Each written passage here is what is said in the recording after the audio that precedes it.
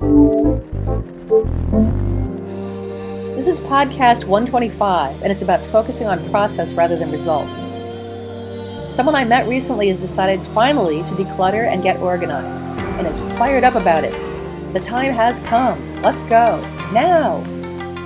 While I admire his enthusiasm, I cautioned him that his project might be a bit too ambitious. Maybe his reach exceeds his grasp. It's a good idea to stretch ourselves, to strive for things that are not simple or easy to attain. But if your goals keep staying just beyond your reach, you will get discouraged. The idea isn't to abandon your goal or make it smaller, but to reach it incrementally. Any decent goal is something big enough that you can't achieve it right away, or this month, or maybe even this year. Inspiring goals take some work and planning and stick-to-itiveness. We don't value or respect things that come without much effort. Many goals, such as improving your home and lifestyle by getting organized and decluttering, have to do with fundamentally changing our day-to-day habits. That kind of change means you have to bump yourself out of accustomed ruts.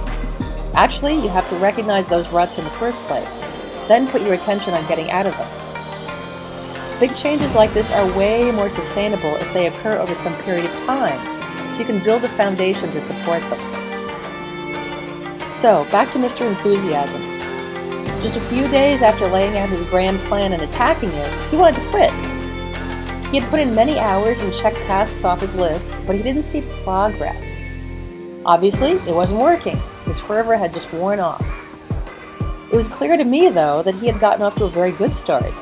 He'd tackled some things he'd been putting off for years, and had identified several problem areas to fix. The issue was that he was looking for results too soon. The fix for that is simply to focus on the process. A few years ago, I did a podcast called Boss Hat, Employee Hat.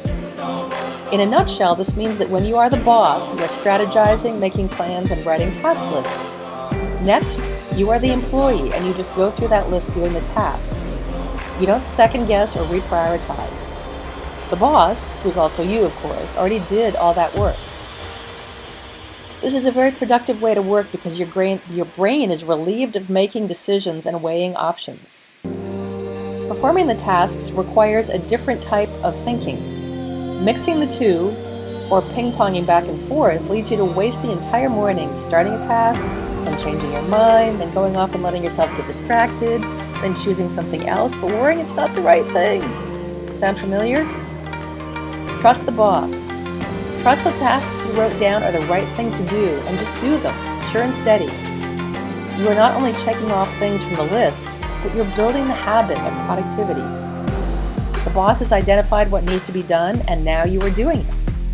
Your success is getting through the list, not crossing the finish line. Not yet. That'll be later.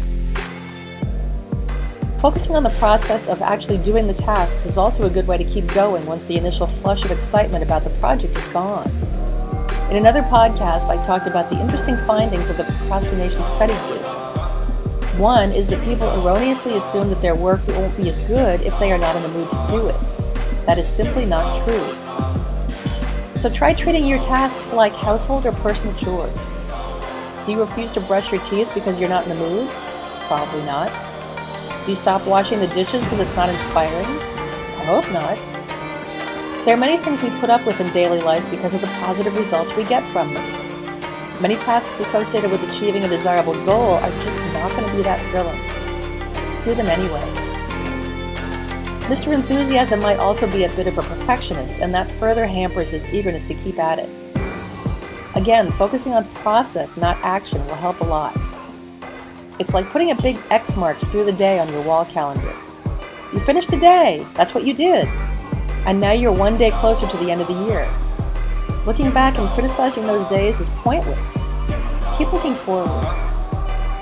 What you can do right now, if you've given up on a